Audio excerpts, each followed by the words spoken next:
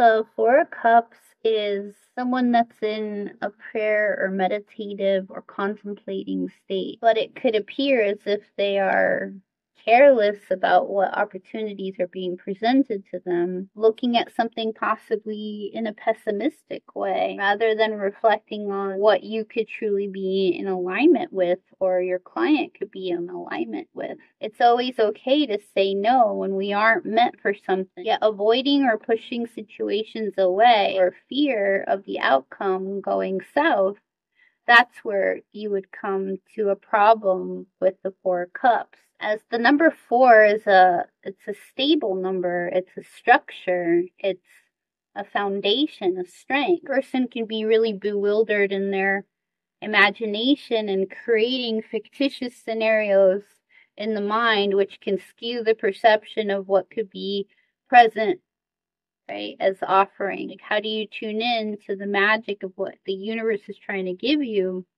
when all you see is, darkness facing your truth, right? What's your truest purpose? That's why reflecting is important. Reflect on what's right for you, because it could appear that when benefits or positive, alignments are coming in, that you or the client, you're not reflecting enough on how these truths belong to you. It's possibly meant for you to get into this scenario. And sometimes, possibly a delay is needed when this comes up, because it's like the answer could be a yes, but maybe not just yet.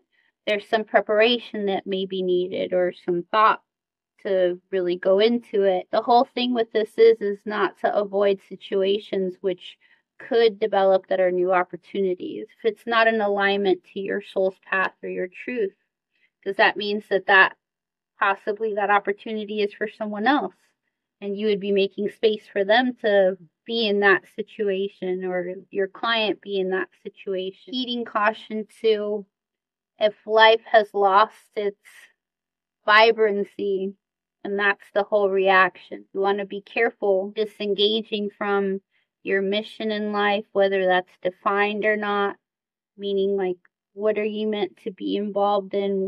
What if your life's not defined? You don't have a purpose that's like, okay, I'm going to be a doctor, and that's part of the soul's purpose. So you're going to go that direction. Well, undefined, you still got to synchronize to the things that you could create. So it's the whole pulling back at the wrong time. You don't want to step out of a situation that could be a benefit to you and all involved. Pulling back in contemplation mode without, saying necessarily yes or no until you get a clear answer, if that's probable. Really thinking about it, really having that moment.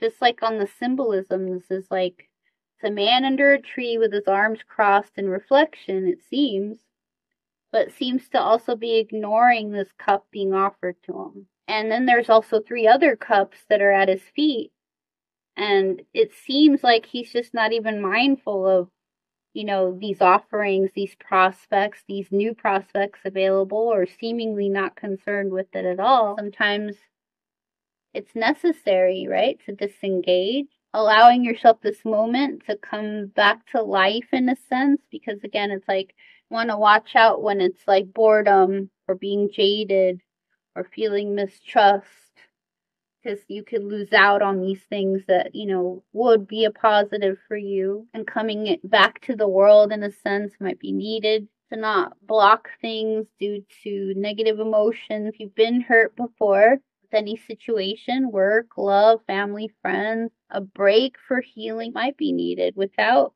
creating damage to the good that's incoming. Those hidden fears that could be bringing you down, it's like to really reflect on that. What can you see without bringing misery into a situation? Don't allow your misery to create fatigue or exhaustion where you just can't tune into the good things that are trying to come in. That there could be hidden blessings that are being ignored. There could be a new light that could come in. That's why, yes, it is okay to reflect. So ignoring, right? Being unstable, no solid ground. You know, you're going to be disenchanted before you even see something. Pull from your blind eye. If you need to take a moment again, this is something that if it allows you to connect again to your joys, to your desires, to reach a little bit deeper. But we want to be careful from a bewildered imagination or creating these false situations in your mind that something's not going to work out. We don't want to have skewed perceptions here with the Four of Cups. How these unseen forces of divine can have something for you here, and how it would be important to bring in a disciplined mind, a neutral mind that could look at these opportunities and tap into if this is really something that's a blessing in disguise, a hidden blessing that could be stable, and not ignore or be careless with offerings. Like I said, it's okay to say no, but resending, especially reverse, might be important.